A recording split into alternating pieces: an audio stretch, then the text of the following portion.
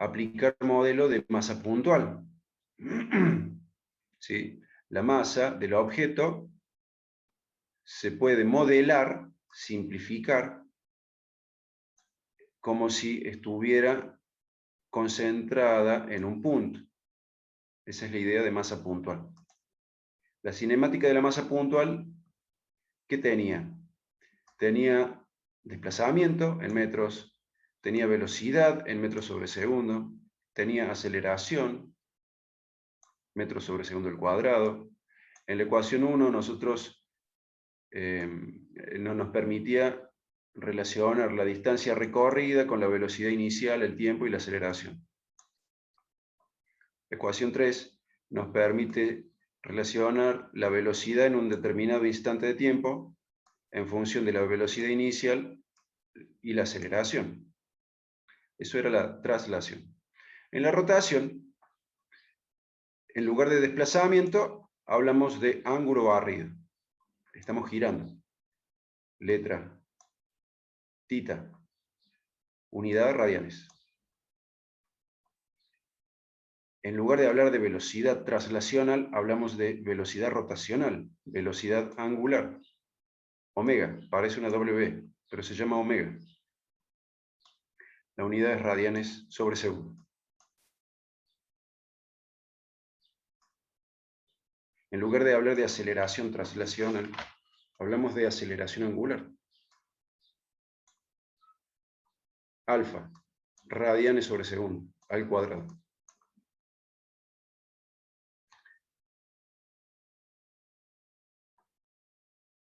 La ecuación 1 es la distancia recorrida en la traslación.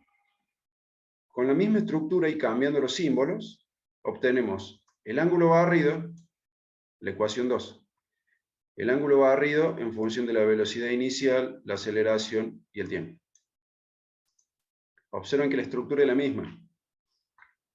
Reemplazamos los equivalentes. Distancia por ángulo barrido, velocidad por velocidad angular, aceleración por aceleración angular. Lo mismo pasa con la velocidad.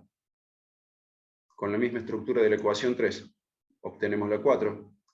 Velocidad angular final igual velocidad angular inicial más aceleración angular por tiempo. La ecuación 5 es el vínculo entre el movimiento rotacional a la derecha y el movimiento traslacional a la izquierda. ¿Sí? La aceleración tangencial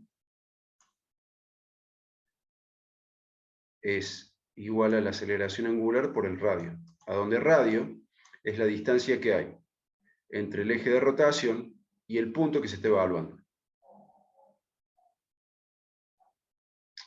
Esto lo vimos en cinemática del movimiento circular, así que es algo familiar. Segunda ley de Newton para las rotaciones.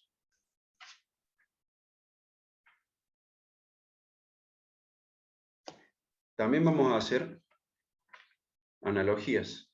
Cuando nosotros analizábamos,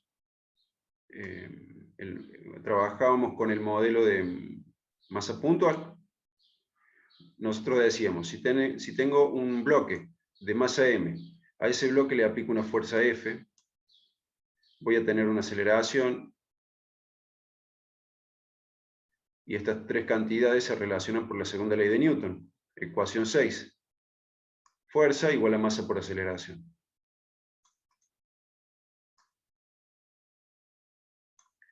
En las traslaciones, ya no es suficiente con mencionar la masa del objeto. ¿Sí? En las rotaciones no es suficiente mencionar la masa. También hay que mencionar la distribución de la masa alrededor del eje de rotación. Acá tenemos un disco que gira alrededor de un eje que pasa por su centro geométrico. El eje que pasa por el punto Z. ese eje es perpendicular al plano de la pantalla. Si le aplicamos una fuerza, vamos a obtener aceleración angular. Pero no es suficiente con mencionar la fuerza. También hay que mencionar a qué distancia del eje de rotación se aplica esa fuerza.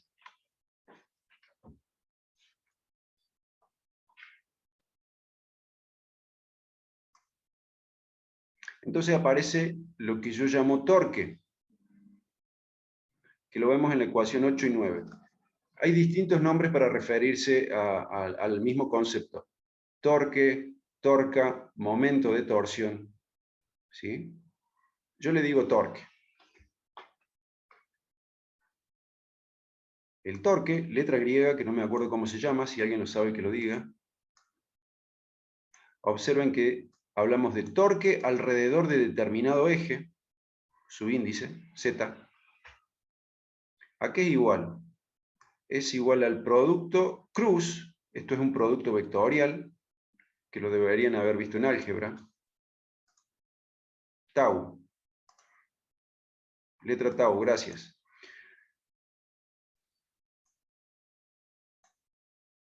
El torque, entonces, alrededor del eje Z es igual al producto vectorial, producto cruz, entre dos vectores.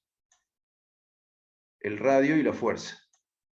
La fuerza que se está aplicando y la distancia que hay entre el punto de rotación y el eje de rotación y el punto de aplicación de la fuerza. ¿Sí? En las rotaciones no es suficiente con mencionar la fuerza, hay que mencionar la distancia entre el eje de rotación y el punto de aplicación de la fuerza. La ecuación 8 es una ecuación vectorial. Sí, ¿alguien levantó la mano? Sí, quería preguntar por qué en la aceleración tangencial aparece, no veo bien si es el torque o el radio. Es el radio, ya vamos a llegar a eso. Ah, bien, bien. Gracias.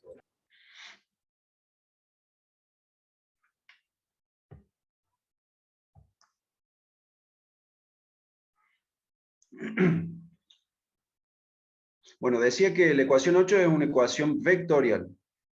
El torque es un vector. Para obtener el módulo de ese torque, la expresión escalar del producto cruz es multiplicar módulo del radio, módulo de la fuerza, por seno del ángulo beta. El ángulo que forman los vectores R y F. La unidad de esto es Newton por metro, ¿sí? Acá podemos ver claramente que estamos hablando de fuerza y de distancia. Estamos hablando de fuerza y de distancia. No es suficiente con mencionar la fuerza, hay que mencionar la distancia entre el eje de rotación y el punto de aplicación de la fuerza. Una vez que estamos hablando de torque, ahora sí podemos hablar de segunda ley de Newton en las rotaciones. Con la misma forma que tenía la ecuación 6, vamos a escribir la ecuación 7. La ecuación 7 es la segunda ley de Newton en las rotaciones. Y dice que el momento de torsión aplicado, el torque aplicado, va a ser igual a momento de inercia por alfa. Hemos reemplazado fuerza por torque. Hemos reemplazado aceleración translacional por aceleración angular. Y hemos reemplazado masa por momento de torsión. Observen que el momento de torsión de nuestro disco depende del eje que estemos evaluando. Este momento de torsión se evaluó alrededor del eje que pasa por Z, no cualquier eje. Si cambiamos el eje, cambia el momento de torsión, el momento de inercia, perdón.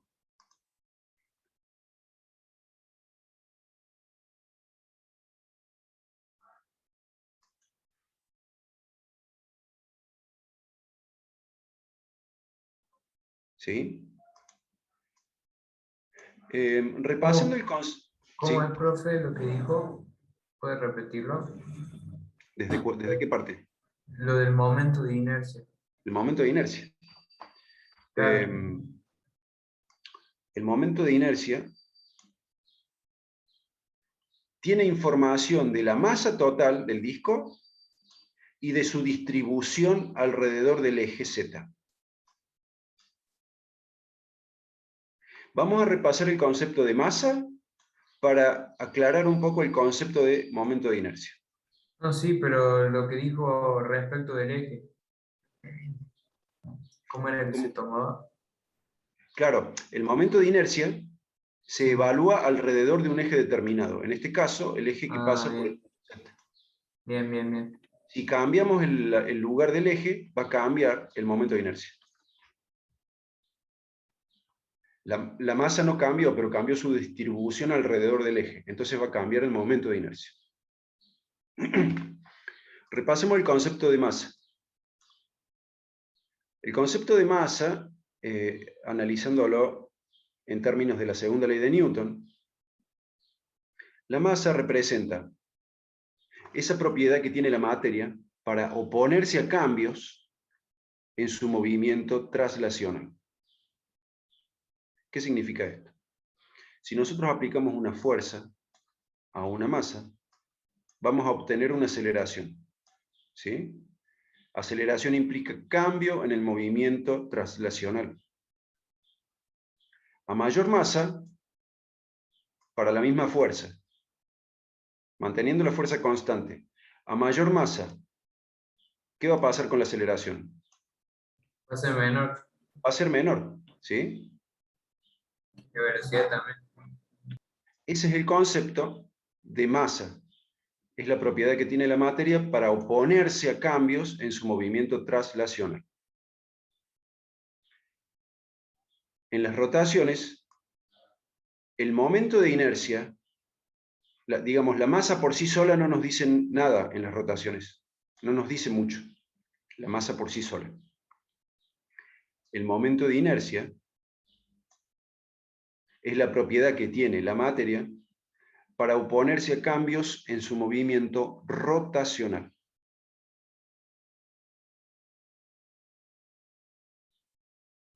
Alrededor de un eje determinado. Cuando hablamos de masa y nada más. Cuando hablamos de momento de inercia, tenemos que mencionar el eje. El momento de inercia de algo depende del eje que estemos evaluando. ¿Se entiende? Lo vamos a repetir en términos no del todo correctos, pero digamos, el momento de inercia, a ver, la masa de un bloque. Si vos vas a empujar un cajón, si vos vas a empujar un cajón de masa M, vos lo vas a sentir que tiene un peso determinado, empujar el bloque de masa M. Si ahora ponemos un bloque que sea el doble, y vos lo querés empujar con tu misma fuerza, vas a sentir que ese cajón de masa 2M es más pesado. ¿Estamos de acuerdo? Sí. La masa de... ¿Cómo? No, que sí, que sí. Bueno, la masa de algo es una medida de cuán pesado es. ¿Cuánto se resiste a que lo muevan, a cambiar su movimiento? El momento de inercia es una medida de cuán pesado es hacer girar a este disco alrededor del eje Z. El momento de inercia de este disco alrededor de su eje Z es una medida de cuán pesado es hacer girar a este disco alrededor de ese eje. ¿Se entiende? Sí. A mayor masa, sí va a ser más pesado. Pero este no momento depende de todo de la masa como en el otro, claro, la traslación. claro, porque para la misma cantidad de masa, si la distribuimos de distinta forma, va a ser más pesado o más liviano. Para el mismo disco, si cambiamos la posición del eje, va a ser más pesado o más liviano hacerlo girar. ¿Sí? ¿Alguien levantó la mano? Entonces, el momento de inercia podría ser como un tipo de fricción estática, creo que era. Un tipo, algo así para que se resista el movimiento. No, no, no. Es el mismo concepto de la masa. La masa era fricción, acá. Ujú. La masa era No, la fricción. masa no es fricción. ¿La masa era fricción en las traslaciones? No. No, no es fricción, es masa. Se opone a cambios en su movimiento traslacional. El momento de inercia es un concepto similar, pero en las rotaciones. Ah, ok. ¿Sí? Te indica cuán pesado es hacer girar el disco. Para saber cuán pesado es hacer girar ese disco, tenés que mencionar la masa y tenés que mencionar su distribución alrededor del eje.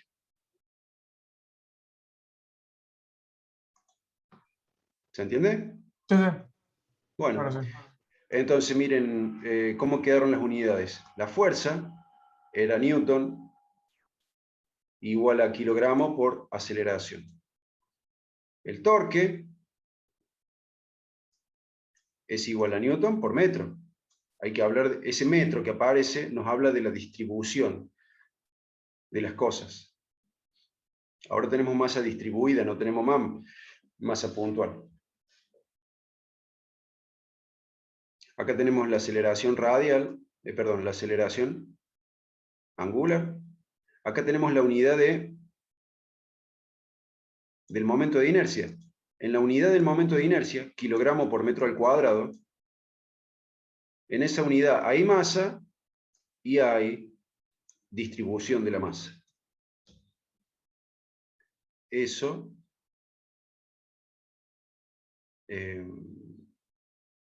se puede organizar de esta forma y nos queda en Newton por metro. ¿Correcto?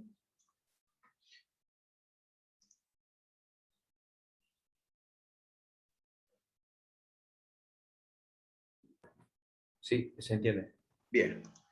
La última cosa que queremos ver es... Ah, bueno, miren esto.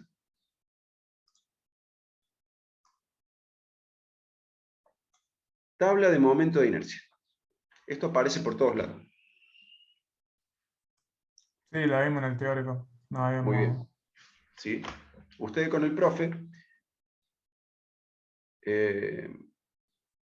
ven cómo se hace para llegar a la fórmula del momento de inercia de cada distribución de masa. Por ejemplo, acá tenemos la varilla delgada, eje que pasa por su centro. Si nosotros queremos evaluar cuán pesada es esta varilla para hacerla girar alrededor de ese eje que pasa por su centro, evaluamos, ¿y cuánto es? Ese momento de inercia es 1 sobre 12, masa total multiplicado por longitud total al cuadrado. Ahora agarremos la misma varilla y evaluemos cuán pesado sería hacerla girar alrededor de un eje que pasa por un extremo. Evaluamos ese momento de inercia y ¿qué nos dice? 1/3 de la masa total por la longitud al cuadrado. Observen que en el caso B, el resultado es mayor que en el caso A. En los dos casos tenemos m por L al cuadrado, pero en el caso A tenemos 1 sobre 12 y en el caso B tenemos 1/3. ¿En qué caso es más pesado hacer girar a la varilla? ¿En el A o en el B? En el A. En el, En el B. en el B. Ah, claro, porque estamos cerca del coso. Me equivoqué. Lo vi mal. El B. ¿Sí? Fíjate que mientras más lejos está la masa del eje de rotación, mayor es el momento de inercia. Claro. Más pesado es hacerlo girar o frenarlo. más se opone a cambios en su movimiento rotacional. ¿Sí? Bueno. La otra cosa que queremos ver es teorema de Steiner.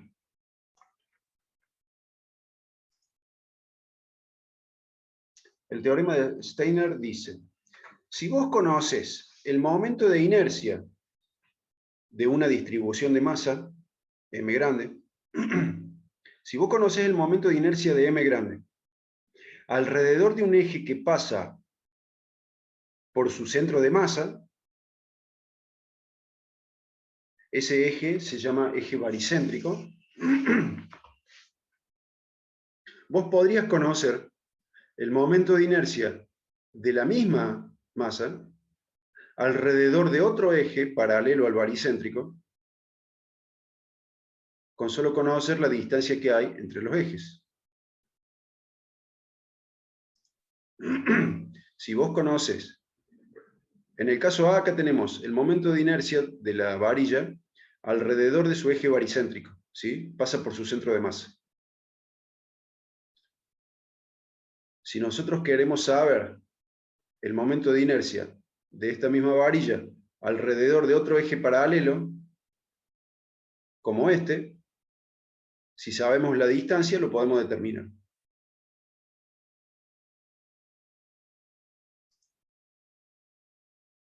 La expresión del teorema de Steiner es la ecuación 21. El momento de inercia alrededor del eje que pasa por A es igual al momento de inercia alrededor del eje baricéntrico más la masa total por la distancia al cuadrado, a donde esa distancia es la distancia entre los ejes paralelos. ¿Estamos claros? O sea, sería conociendo el momento de inercia de uno, puedes sacar el de otro que es paralelo. Exactamente, pero no de uno cualquiera. Tiene que ser el momento de inercia alrededor de un eje que pase por su centro de masa.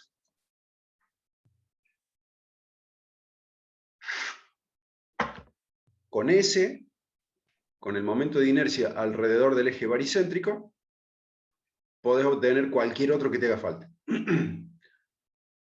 Alrededor de cualquier otro eje paralelo. ¿Sí? Bien, entonces, venimos acá. Vamos a ver el problema 6.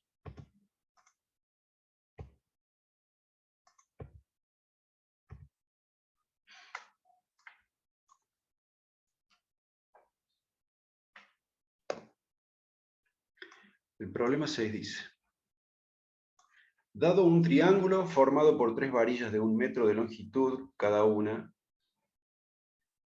y cada una de 0,6 kilogramos de masa, calcular el momento de inercia con respecto a un eje perpendicular al plano del triángulo que pasa por el centro de gravedad. Y B, con respecto a un eje paralelo al anterior que pasa por uno de los vértices. ¿Sí? ¿Qué tenemos acá? Un triángulo formado por 3 varillas de 1 metro de longitud, las 3 iguales. Y cada varilla tiene una masa de 0,6 kilogramos, las 3 iguales. Nosotros queremos saber cuán pesado es hacer girar ese triángulo alrededor de un eje que sea perpendicular al plano del triángulo y que además pase por el centro de gravedad del triángulo, ¿sí? Centro de gravedad es otro nombre para referirse al centro de masa. ¿Correcto? Y después nos dicen, con respecto a otro eje que sea paralelo al anterior y que pase por uno de los vértices del triángulo. ¿Sí? En este caso, estamos hablando de una aplicación directa del teorema de Steiner, ¿sí? Eje que pasa por el centro de gravedad, eje baricéntrico. eje paralelo al anterior que pasa por otro lado. ¿Sí? Nosotros, la semana pasada, para terminar la unidad 6, vimos centro de masa. Y calculamos el centro de masa de este triángulo. ¿Sí? Nosotros primero ubicábamos el triángulo en un sistema de ejes coordenados. La base del triángulo está sobre el eje X. Este vértice está en el origen. Este vértice está en el origen de nuestro sistema de referencia. Después de eso ubicábamos las coordenadas de centro de masa de cada varilla. Para el lado horizontal, para el lado de la izquierda, para el lado de la derecha. Las coordenadas de centro de masa. Después, ¿qué hacíamos? Calculábamos el centro de masa de todo el triángulo.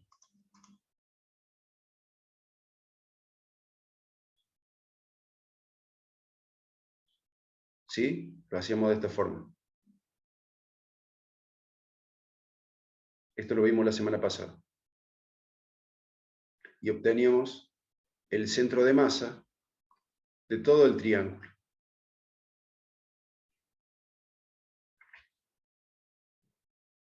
Y resultaba que por la simetría geométrica y por la simetría de distribución de masa, la distancia entre el centro de masa de todo el triángulo y el centro de masa de cada lado del triángulo era igual, ¿sí? R1 era igual con R2 y R3. R'1 era igual con R'2 y con R'3. ¿Correcto? Esto lo hicimos la semana pasada. Vamos a repasar el enunciado. Tenemos un triángulo formado por 3 varillas de 1 metro y de 6 kilogramos de masa. M1, M2, M3, L1, L2, L3. Calcular el momento de inercia con respecto al eje perpendicular al plano que pasa perpendicular al plano del triángulo que pasa por el centro de gravedad.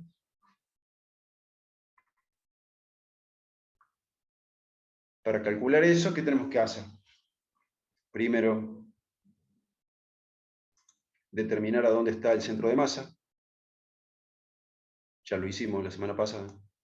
Y segundo, calcular el momento de inercia de cada varilla con respecto al punto centro de masa del triángulo. ¿Sí? El centro de masa ya lo determinamos. Y ahora vamos a calcular el momento de inercia de cada varilla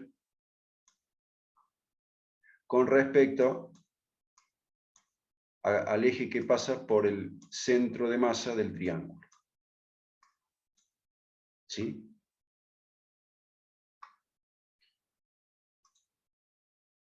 Después, sumando esos 3 momentos de inercia, ¿qué vamos a obtener? El momento de inercia total del triángulo alrededor del eje que pasa por su propio centro de masa. ¿Se entiende la idea? Sí. Muy bien. Claro, sería el de calcular cada varilla. ¿No? Claro.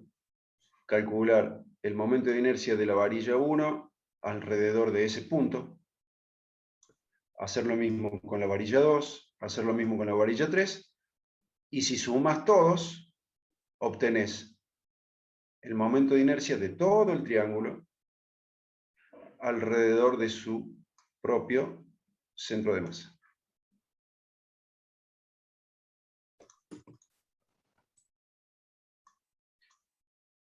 Bien, esto es lo que ya hicimos, calcular el centro de masa del triángulo. Sabemos además que las distancias R'1, R'2 y R'3 son iguales. Ahora vamos a determinar el momento de inercia de la varilla 1 alrededor del eje que pasa por el punto CM. Vamos a calcular el momento de inercia de la varilla 1 alrededor del eje que pasa por este punto.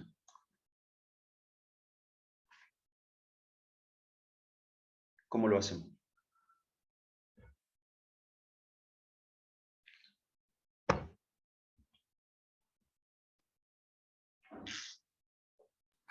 Aplicamos la fórmula. ¿Cuál fórmula? O primero hay que calcular el momento de inercia del centro de masa total, o sea, el que tenemos ahora. ¿A cuál fórmula se refería? Cuando dijo aplicamos No, la del teorema de Steiner, pero no, primero hay que sacarla de cada varilla, ¿no? Bien. Lo que usted dijo no estaba mal, estaba bien, de hecho. Tenemos que aplicar Steiner. Nosotros queremos saber el momento de inercia de esta varilla alrededor del centro del eje que pasa por CM. Es una aplicación del teorema de Steiner. Acá tenemos la distancia, R'1. Lo único que nos estaría faltando, ¿qué es? El momento de inercia de la varilla alrededor de su propio centro de masa. Que alguien en el chat, ahí lo escribió, 1/12, masa total de la varilla por su longitud al cuadrado. ¿Sí? Acá está el teorema de Steiner. Momento de inercia alrededor de CM igual a momento de inercia alrededor de su propio centro de masa, este de acá, más la masa total de la varilla multiplicada por la distancia al cuadrado, la distancia entre los ejes paralelos.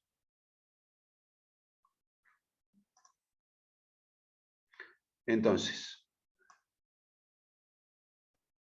¿cómo calculamos el momento de inercia de la varilla alrededor de su propio centro de masa?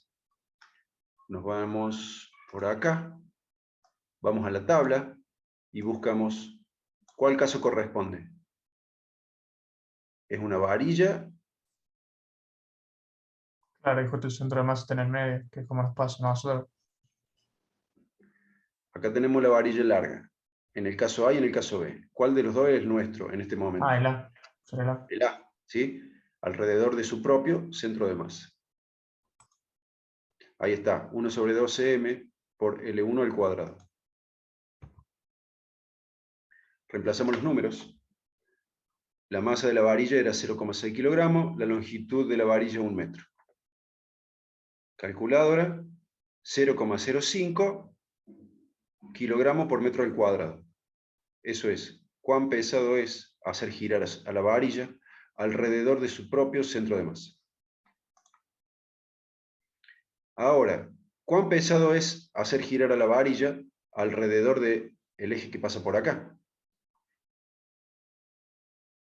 Sumamos el momento de inercia que calculamos recién, alrededor del eje baricéntrico de la varilla, más la masa, más la distancia entre los ejes paralelos. Y eso nos dio 0,10 kilogramos por metro al cuadrado. ¿Sí?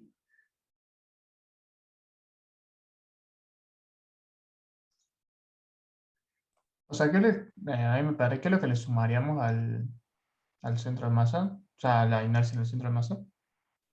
A esto Claro. le sumamos la masa de la varilla multiplicada por la distancia entre los ejes paralelos al cuadrado.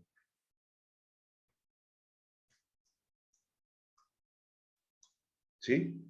Claro. El momento de inercia de la varilla alrededor de su propio centro de masa más la masa de la varilla multiplicada por la distancia entre los ejes paralelos.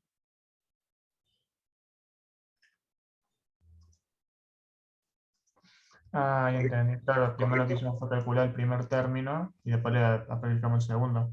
Claro. Ah, claro. Este término de acá lo fuimos haciendo por separado. Lo agregamos acá y le sumamos en la otra parte. Acá está la masa de la varilla y la distancia entre los ejes. Observen esto. ¿Quién es mayor?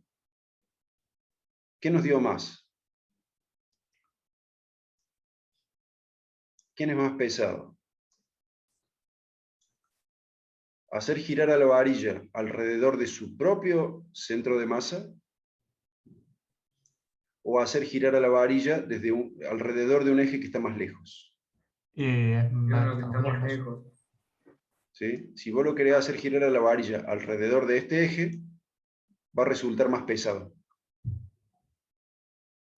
Si la masa está más alejada del del eje de rotación, más pesado se hace hacer girar a esa masa. Bien. ¿Qué sigue? Ya determinamos el momento de inercia de M1 alrededor de Cm, aplicando Steiner. ¿Qué sigue?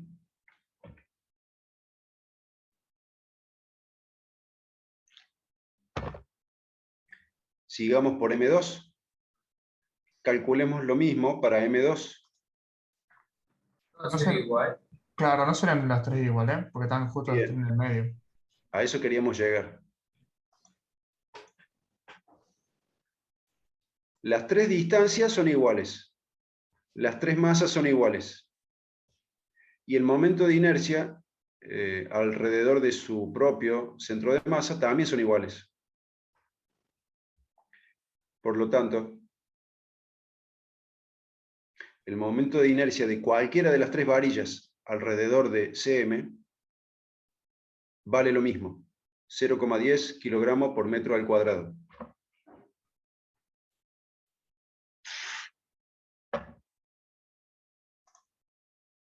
Entonces, si nosotros sumamos esos tres, o lo que es igual, multiplicamos por 3, el primero que calculamos,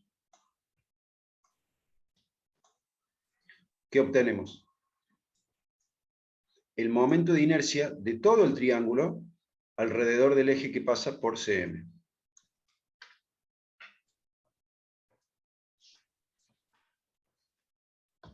El momento de inercia de todo el triángulo alrededor de su propio centro de masa.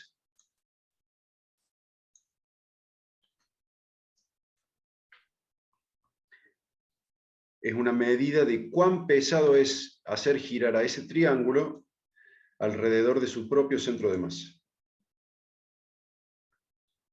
0,30 kilogramos por metro al cuadrado.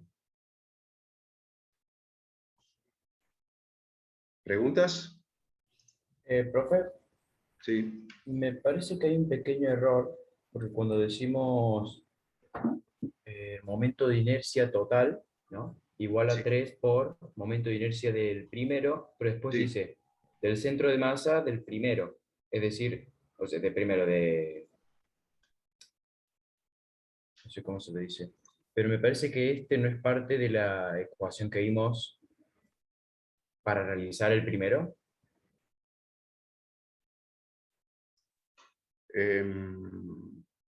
¿Usted habla del teorema Creo, de Steiner? no, creo que dice un error de tipeo ahí. Ah, puede Sí, ser. sí, por ese uno, al final. ¿Este? Sí, ¿Este? sí, me parece Bien. que no debería estar. No, sí, sí, sí. ¿Por qué? Porque esto de acá es el momento de inercia de la varilla horizontal alrededor del eje Z' que pasa por Cm1. Esto es el centro de masa de la varilla 1. Pero es 0,05. Claro. No sería 0,15. Creo que eso todavía. No, sería 0,10 y de ahí se lo A multiplicaríamos. ver. Creo que A ver, ya te... entonces... Claro, Ahí pero está, bonito, ya, eso ya, no ya. va, el eso es lo enunciado está lo que él perfecto, decía. Ahí está. los Ese números, uno está de pero más. Eso es lo que me quiere decir. sí. Ahí quedó mejor. Ya entendí. Si hay un error de tipeo, ese uno está de más. Porque esto es el momento de inercia de la varilla horizontal alrededor del punto CM, Alrededor alrededor de del eje del triángulo, claro, del centro de masa del triángulo. esto. Ahí está. En copiar y pegar se quedó colado ahí un numerito. ¿Sí? Entonces sí es el 0,30. ¿Estamos claros? Sí, todo claro. Profe, Bien. Entonces, ahora, ¿para qué voy a borrar? Seguimos con lo otro. Ahora queremos saber el momento de inercia de todo el triángulo con respecto a un eje paralelo al anterior y que pase por uno de sus vértices. Yo elegí el vértice que está en 0, 0. Yo elegí el vértice este. ¿Cómo hacemos para determinar el momento de inercia de todo el triángulo alrededor del eje paralelo al plano del triángulo que pasa por este vértice? Calculamos la distancia. Muy bien. Esta distancia.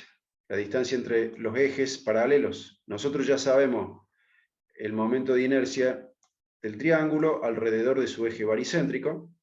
Aplicamos Steiner con esa distancia y se acabó. Apostemos, ¿cuánto nos va a dar? ¿Más grande o más chico? ¿Va a Más ser grande, más grande? creo que Si sí. sí, nosotros debería ser intentamos... más grande porque está alejado del centro. Exactamente. Muy bien. Entonces lo que nosotros podríamos decir es que si el eje se aleja del eje baricéntrico, el momento de inercia aumenta. Se hace más pesado hacer girar a este triángulo a medida que nos alejamos del eje baricéntrico. Bien.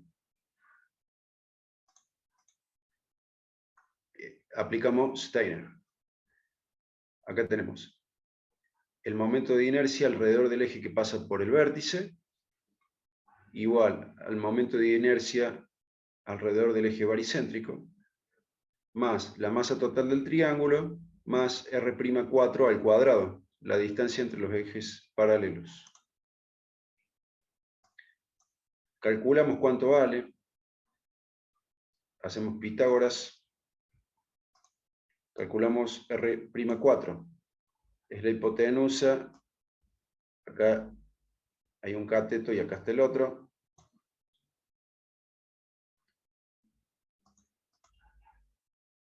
vale 0,578 metros, reemplazamos los números, esto es esto de acá, 1,8 es la masa total del triángulo, 0,6 kilogramos por 3. Y esta es la distancia entre los ejes paralelos. Y nos da, como nosotros habíamos adelantado, nos da mayor que el momento de inercia alrededor del eje baricéntrico.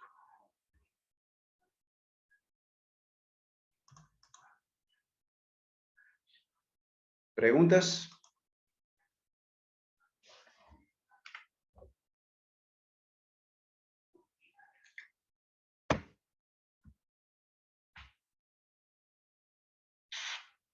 No, profe, por ahora no. No, por ahora no. No, creo que no. Bien. Muy bien. Entonces vamos, ahora que ya tenemos una idea más o menos de lo que es el momento de inercia, vamos a ver esto.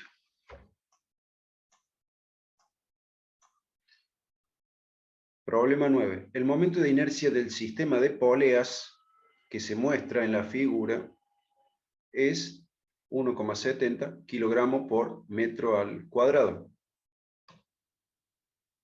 Mientras que R1, 50 centímetros y R2, 20 centímetros. Calcular la aceleración angular del sistema de poleas y las tensiones Ft1 y Ft2.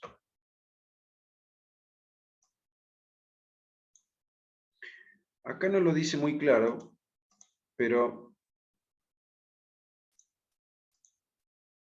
este momento de inercia tiene ese valor alrededor del eje que pasa por el centro del sistema de poleas. Esto que es como dos discos acoplados que giran alrededor del eje paralelo, perpendicular al plano de la pantalla que pasa por el centro de estos discos. Este momento de inercia ha sido evaluado alrededor de este eje.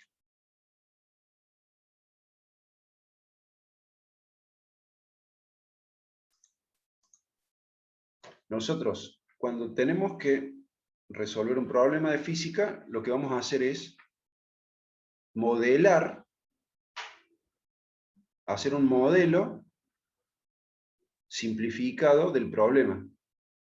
Y nosotros tenemos que elegir un modelo. Nosotros ya vimos que hay modelo para segunda ley de Newton, hay modelo para energía, hay modelo para cinemática. La aplicación de cada modelo depende de cuáles son los datos y cuáles son las incógnitas. En el enunciado buscamos palabras claves. En este caso hablan de la aceleración angular. Además, no tenemos un instante inicial y un instante final. Al no tener instante inicial e instante final, hay modelos que se pueden descartar. Por ejemplo, el modelo de cinemática se puede descartar porque para cinemática vos necesitas un T0 y un T final. Y el de Instante inicial. conservación también. El de energía, claro. Si hablas de energía, necesitas un instante final y un instante inicial.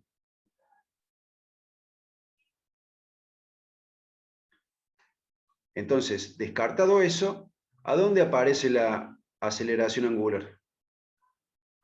Revisamos el machete.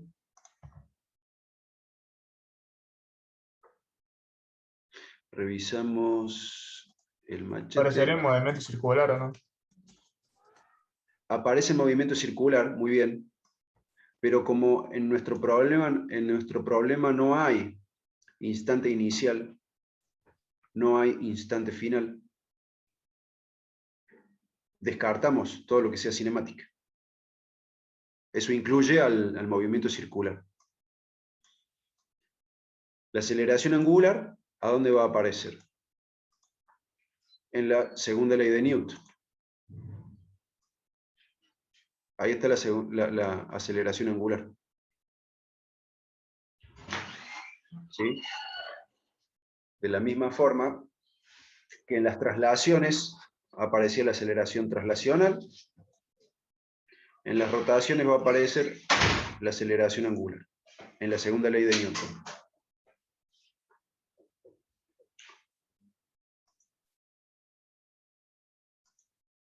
¿Sí? Entonces, elegimos el modelo de segunda ley de Newton. Elegimos el modelo de segunda ley de Newton. Revisemos el enunciado.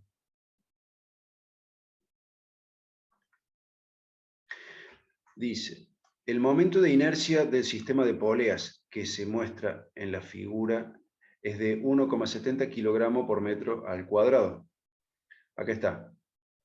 Yo le llamé I3Z, momento de inercia del sistema de poleas alrededor del eje que pasa por Z.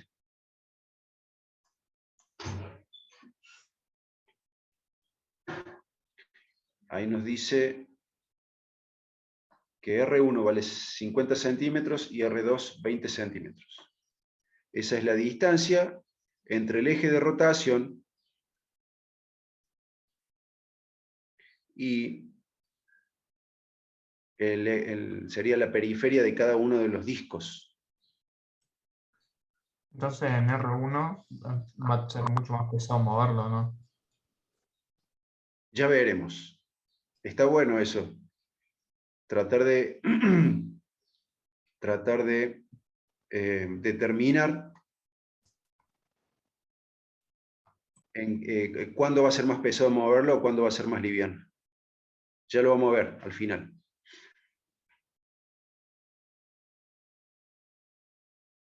¿Sí? En R1, alrededor de R1 está enrollada una soga y en el otro extremo hay una pesa M1. Alrededor de R2 hay una soga enrollada y eso en el otro extremo tiene a la pesa M2.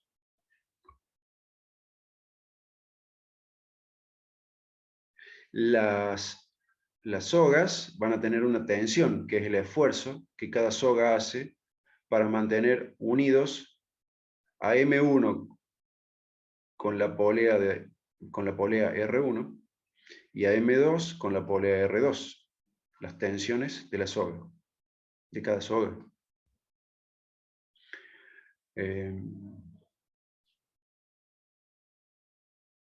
Tenemos que calcular la aceleración angular del sistema, alfa, esa es la incógnita, y las tensiones de la soga.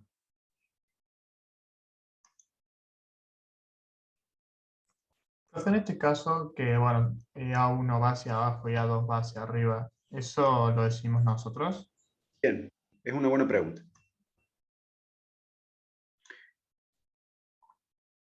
Creo que se elige porque la masa es más pesada. Suponete que nosotros sepamos... Esto, a ver, M1, ¿qué hace M1? Propone que el sistema de poleas gire en sentido antihorario. Sí. Un segundito.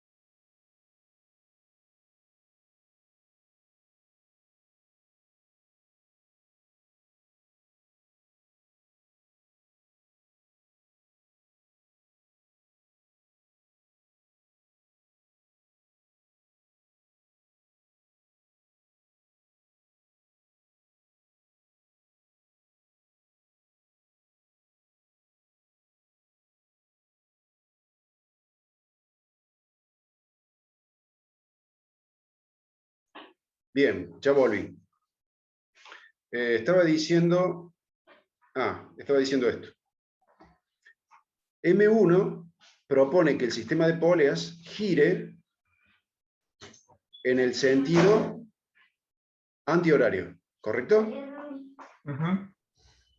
M2 propone que el sistema de poleas gire en el sentido horario. Claro. Acá pueden pasar tres cosas.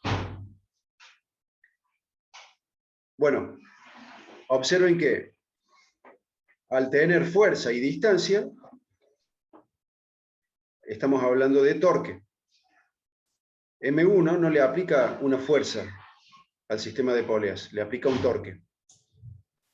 Y M2 le aplica otro torque. Entonces acá pueden pasar tres cosas.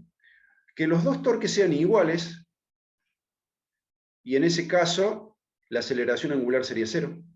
El sistema estaría en equilibrio, ¿no? En equilibrio. Bien.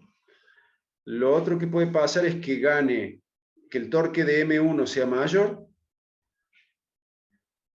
en cuyo caso la aceleración angular tendría esta dirección, antihorario.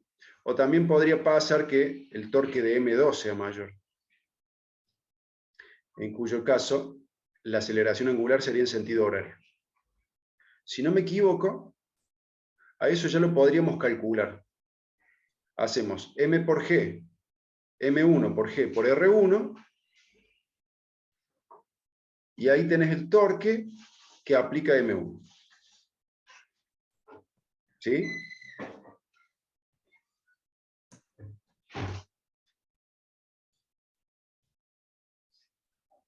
No, eso que dije está mal.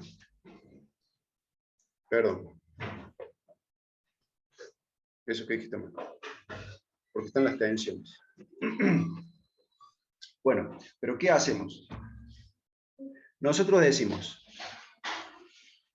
la aceleración angular va para este lado. Nosotros suponemos que gana M1. Asumiendo que gana M1, definimos esta aceleración y esta otra. ¿Sí? Definimos esta aceleración para abajo y esta aceleración para arriba. Bueno, eso no va a hacer más que afectar a los signos.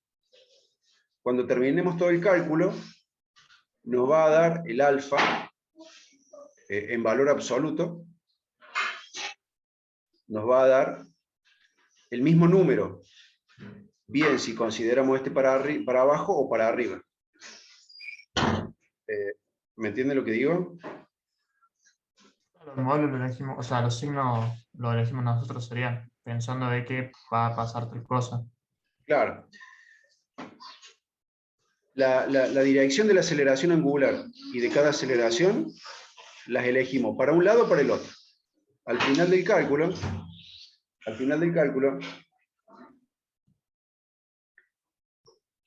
lo que podemos hacer es ver cuánto vale T1, ver cuánto vale P1, y ver si la aceleración resultante es efectivamente para abajo. Si P1 fuera mayor que T1, entonces la aceleración va a ir para abajo. ¿Se entiende?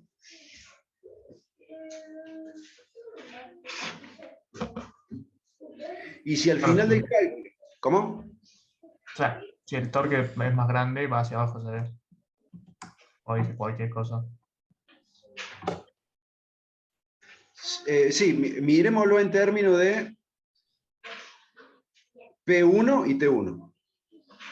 Todavía no nos metemos con el torque. Ah, ok, ok.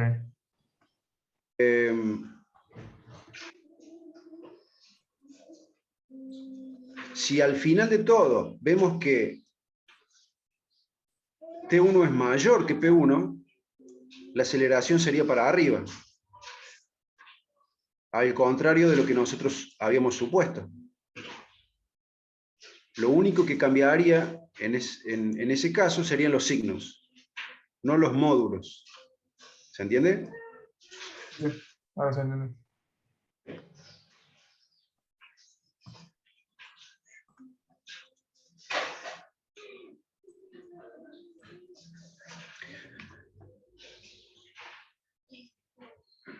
¿Y ahora qué hacemos? Es la pregunta. Estamos encarando un problema y lo estamos modelando según la segunda ley de Newton.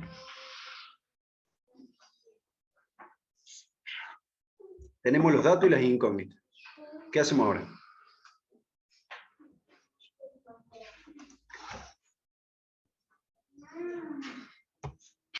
¿Qué hacíamos antes?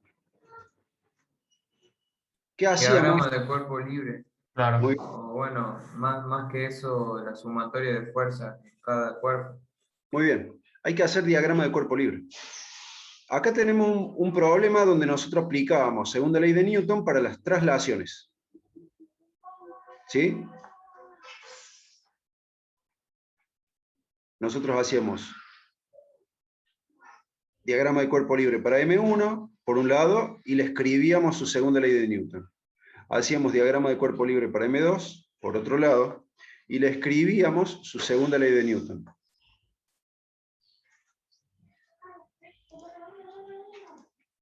Acá vamos a hacer lo mismo. Vamos a hacer un diagrama de cuerpo libre para M1, otro para M2 y otro para el sistema de poleas.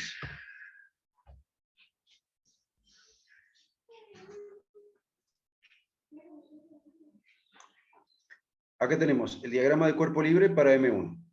Todas las fuerzas que se aplican sobre M1, ¿quiénes son? Su propio peso y la tensión de la soga. Nosotros hemos decidido que la aceleración va para este lado, definimos el eje X' positivo, y le escribimos su segunda ley de Newton. Más P1 menos T1 igual M1 por A.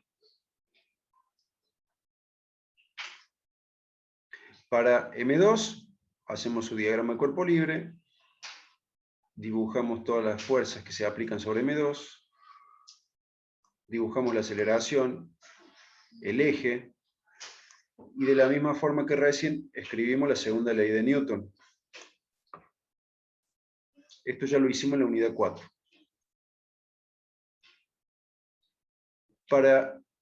Ahora tenemos que hacer el diagrama de cuerpo libre del sistema de poleas.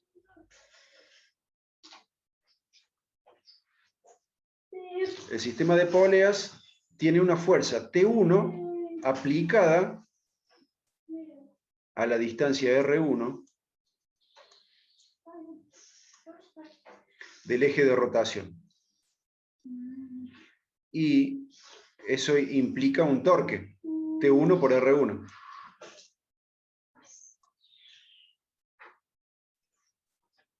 Le ponemos signo positivo porque va en la misma dirección que la aceleración angular.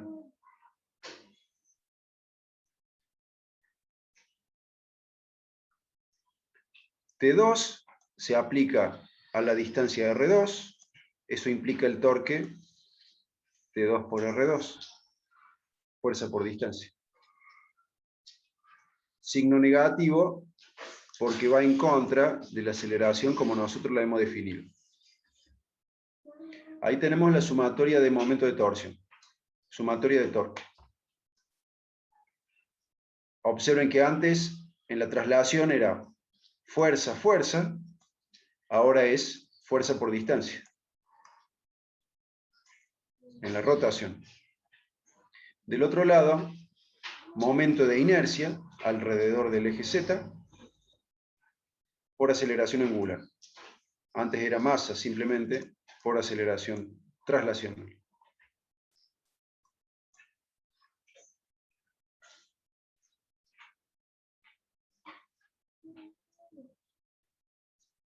La aceleración tangencial que hay en la periferia de cada disco, aceleración tangencial 1, aceleración tangencial 2, es el vínculo entre el movimiento rotacional del sistema de poleas y el movimiento traslacional de M1 y M2. ¿Sí? Esos movimientos están relacionados. ¿A través de quién? A través de la aceleración tangencial. Acá tenemos aceleración de M1 es igual a la aceleración tangencial 1. Exactamente igual. En módulo. Y eso es igual a alfa por R1. La aceleración de M2 es igual a la aceleración tangencial 2. Y eso es igual a alfa por R2.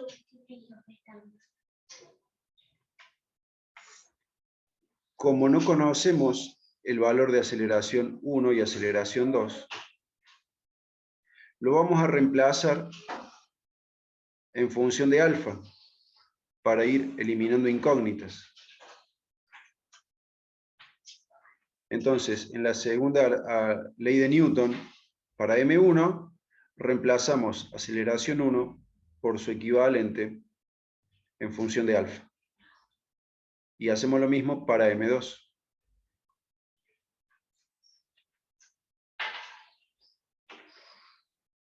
Este paso se hace siempre que tenés movimiento rotacional asociado con movimiento traslacional.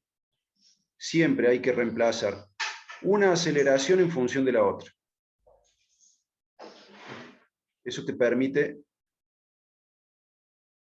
eliminar incógnitas. Vamos a reemplazar, profe, una según tengamos la otra y viceversa, ¿no? Por Claro. ejemplo, si nos dan la aceleración y tenemos la otra, reemplazamos en la fórmula de la En la segunda segunda ley de ley Newton rotacional. Exactamente. Claro. Yo acá reemplacé la aceleración traslacional por la angular. Pero bien podría haber hecho al revés. Reemplazar la aceleración angular por la traslacional. ¿Sí? Bien se podría haber hecho. Lo que pasa es que en este caso la aceleración traslacional tenemos dos distintas. Son dos y son distintas. Por eso la mejor opción en este caso es reemplazar a estas dos por la aceleración angular, que es única. Bien. ¿Qué nos quedó? Tres ecuaciones con tres incógnitas. Tres ecuaciones simultáneas con tres incógnitas.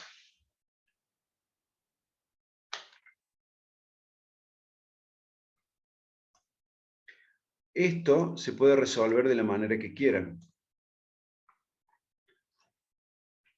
Por determinantes, por sustitución.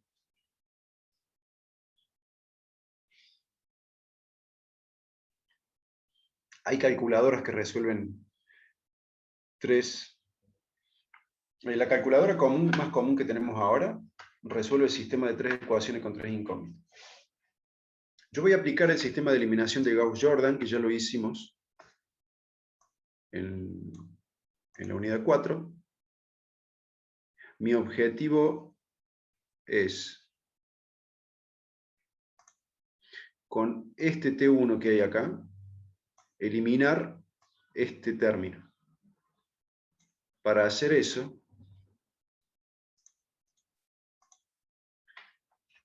a esta ecuación la multiplico por R1. ¿Sí? Multiplico por R1 todos los términos de esta ecuación, son 3, y obtengo la ecuación 1. En la ecuación 1 apareció un término T1 por R1. Con ese término voy a eliminar este. Hago lo mismo con la segunda ecuación. Multiplico por R2, obtengo la ecuación 2. A esta la llamo 3.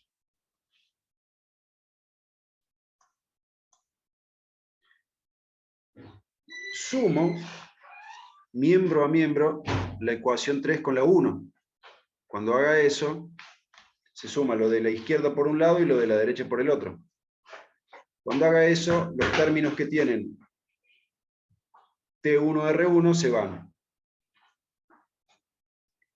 Y en la ecuación 4 aparece P1R1 menos T2R2. A la izquierda y a la derecha está momento de inercia por alfa más M1 por alfa R1 cuadrado, que esta sería la aceleración traslacional. A la 4 le sumo la 2. Cuando haga eso, los términos que tienen T2R2 se van. ¿Y qué queda? A la izquierda, P1R1 menos P2R2. Y a la derecha, momento de inercia por alfa más M1 por alfa R1 al cuadrado más M2 por alfa R2 al cuadrado.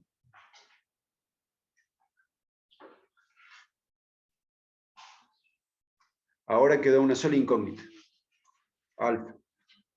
Saco factor común.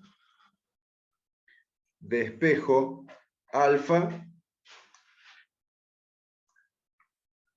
El paréntesis lo paso dividiendo. Reemplazo los valores. Reemplazo los valores. Acá hay un solo detallecito. Observen que acá dice P1.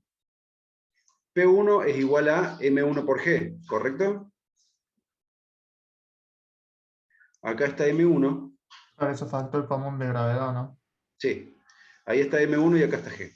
Lo saqué factor común. P sub 2, M2 por G. Acá está M2. Y acá está G. Factor común. Salvo ese detalle, todo lo demás es reemplazar números. Calculadora. Y ahí nos quedó la aceleración angular. 2,76 radianes sobre segundo al cuadrado. ¿Preguntas?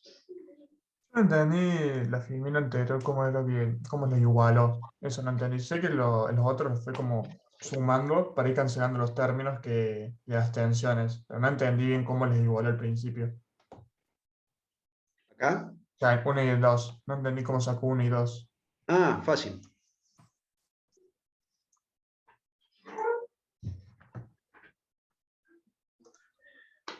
Esta es la segunda ley de Newton para M1. Claro. Multiplico toda la ecuación por R1. Entonces te queda esto por R1. Esto por R1. Y esto por R1. Se va al cuadrado. Ah, entendí. Hizo lo mismo con el otro.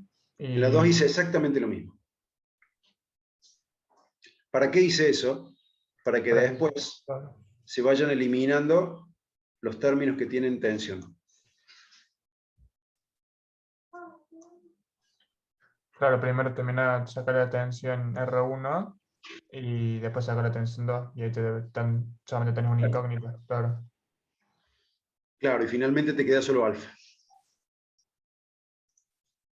Y después con alfa ya sacar las tensiones. Claro. Ahora que ya tenemos alfa, seguimos adelante. Seguimos adelante.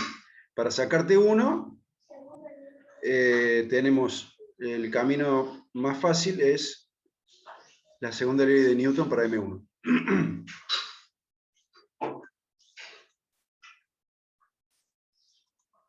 Despejamos T1. A T1 lo pasé sumando para el otro lado y el término que tiene M1 lo pasé restando. Reemplace P1 por su equivalente, M1 por G. Factor común M1. Reemplace los números. Y ahí está T1. 16,8 Newton. Para sacar T2, podemos usar bien la segunda ley de Newton para M2, o bien la segunda ley de Newton para el sistema de poleas. Yo elegí la segunda ley de Newton para M2. Parece que está más fácil.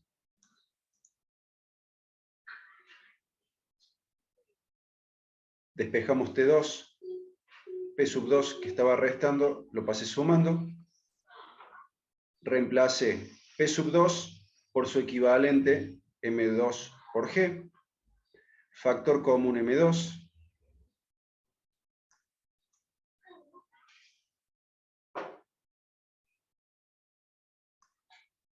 Reemplazo los números, calculadora, y ahí tenemos T2 igual 18,6 Newton. ¿Preguntas?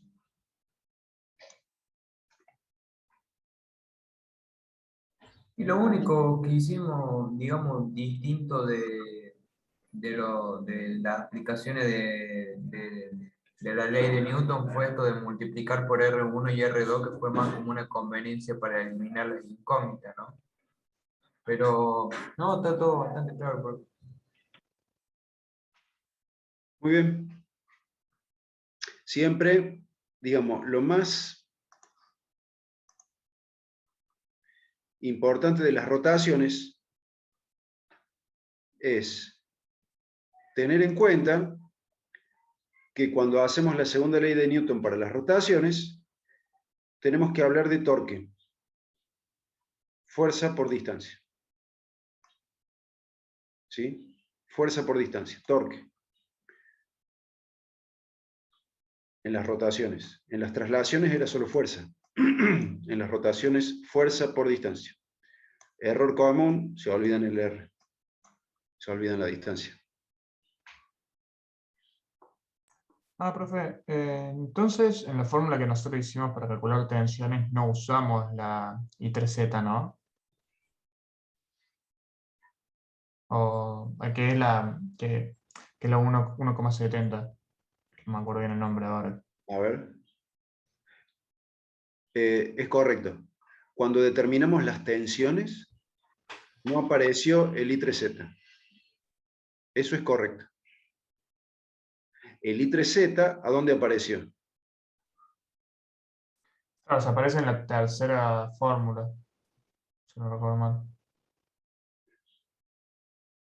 Acá. Claro. 1,70, acá está. Claro, porque no lo había visto en ese momento y me parecía raro porque dije, lo tenemos en dato y no lo usamos, por eso. Ahí está, mira. Fíjate que a mayor I3Z, menor va a ser alfa.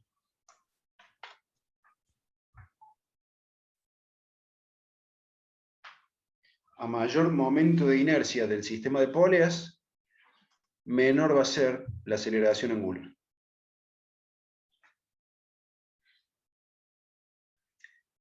Entonces, el I3Z apareció cuando calculamos alfa. No aparece directamente cuando calculamos las tensiones, pero sí aparece indirectamente porque está ¿quién? Está alfa. Claro. Está alfa. O sea, esos valores sean siempre relacionados. Claro. No está el I3Z directamente, pero indirectamente sí está, porque está el alfa. El alfa depende, entre otras cosas, del I3Z. Bien. Entonces ya resolvimos todo. Ahora,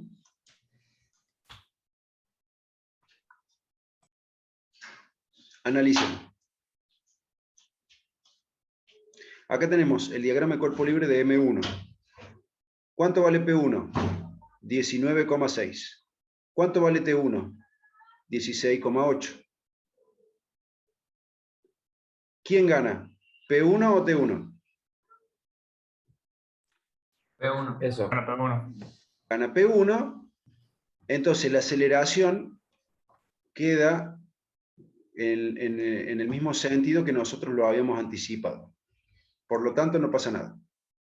Si nosotros hubiéramos puesto la aceleración para arriba, lo único que nos estaría afectando son signos, no módulos. ¿Sí? Si nosotros hubiéramos dibujado la aceleración esta para arriba, el módulo de T1 nos hubiera dado lo mismo. Entonces nos íbamos a dar cuenta que pusimos la aceleración al revés. En M2, ¿quién gana? ¿P sub 2 o T2. T2? O sea, va hacia Sí, arriba. va hacia arriba. Entonces, evaluemos acá en el diagrama de cuerpo libre del sistema de poleas. ¿Quién es mayor? ¿T1 o T2? Mayor T2. Mayor T2. Pero el sentido de giro se determina... Otro. T1. Va a favor T1 porque el peso va a estar tirando este T1 hacia abajo. Fíjate, a pesar de que T1 es menor, T1 ganó. El movimiento va como lo propone T1.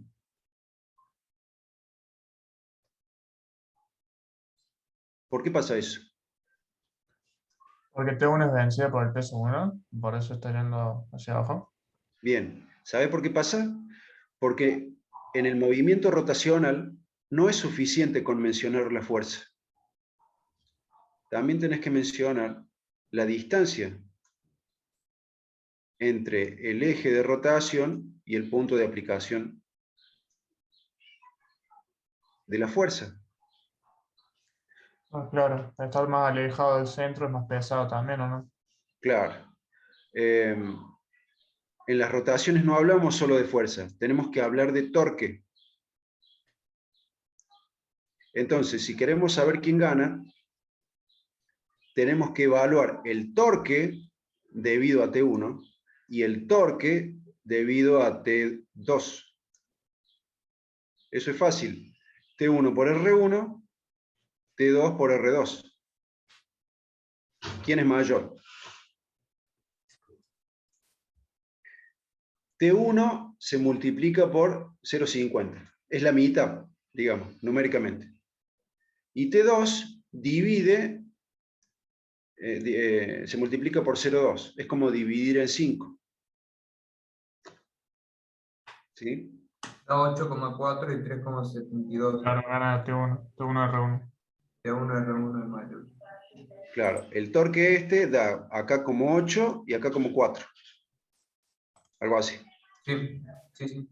¿Sí? Entonces, el torque aplicado por T1 es mayor que el torque aplicado por T2. Entonces, el sistema de poleas va para allá.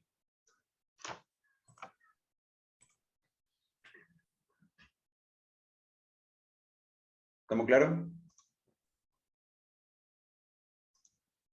Sí, profe. Sí, profe. Bueno, esto es todo por hoy. Les dejo de tarea que hagan el 2. Hagan el 2. A, B y C. Para que vayan practicando segunda ley de Newton en las rotaciones. Hagan eso de tarea. La semana que viene vamos a seguir con un poco más de segunda ley de Newton, creo. ¿Sí? Gracias por el tiempo. Saludos a la Ancioni y nos vemos la semana que viene. Profe, todo esto, o sea, también se basa en la tabla, ¿no? Que hemos visto de las varillas, de A, B, C y así. A ver. O sea, de la tabla de las varillas que nos mostró al principio. ¿En No, esto? en este caso, claro, no en este caso de rotación, pero más o menos siempre se basa en esto. ¿Sí? Sí, sí, sí.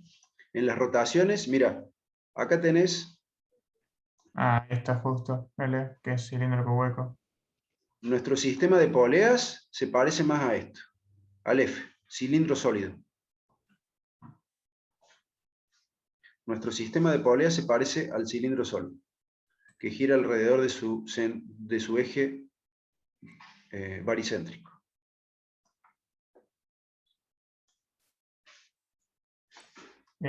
Claro, entiendo, pero también no podría ser también, ¿por qué no se el cilindro hueco? O sea, sé que el dibujo no aparece un hueco, pero este tiene 2R, claro, tiene 2 radios. Claro, en nuestro sistema de poleas, en realidad eran 2 cilindros. Imagínate 2 Claro. cilindros. ¿Dónde están? Acá. Imagínate 2 cilindros que están unidos uno contra el otro y tienen un eje que pasa por el centro de ambos. Por eso aparece R1 y R2, porque son 2 cilindros macizos. Claro, entiendo.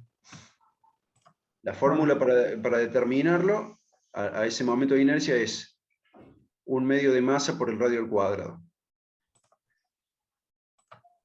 En nuestro caso vos tenés que calcular los dos para el cilindro grande, para el cilindro chico, y lo sumas. ¿Y eso sumado cuánto te da? 1,70.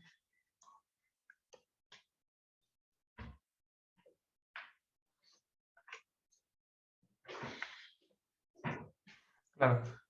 Ahí, ¿Sí? claro, ahí entendí. Bueno, gracias por su tiempo y nos vemos la semana que viene. Dale, profe, no, con eso.